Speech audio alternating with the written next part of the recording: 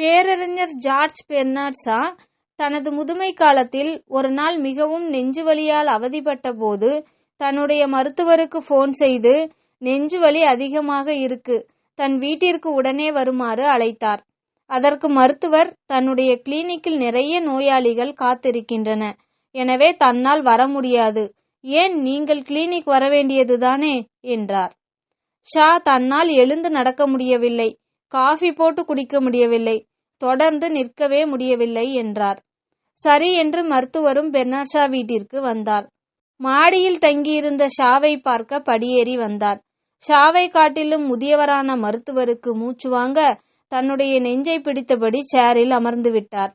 அதை பார்த்து பதறிப்போன ஷா எழுந்து சூடாக காஃபி போட்டு வந்து டாக்டருக்கு கொடுத்து அவரின் நெஞ்சை தடவி விட்டபடி நின்றார்.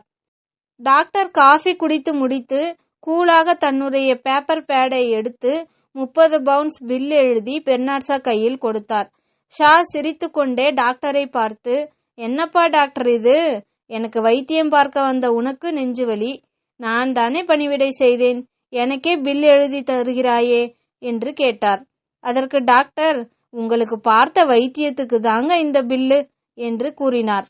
மீண்டும் டாக்டர் சொன்னார், போனில் என்னிடம் என்னவெல்லாம் பிரச்சனை சொன்னீர்கள், எழுந்து நடக்க முடியவில்லை என்றீர்கள், இப்போ ஓடோடி வந்தீர்கள், உங்களுக்கே காஃபி போட்டு கொள்ள முடியவில்லை என்றீர்கள், இப்ப எனக்கும் காஃபி போட்டு தந்தீங்க, தொடர்ந்து நிற்கவே முடியலன்னு சொன்னீங்க, இப்ப அரை மணி நேரமா நிற்கிறீங்க.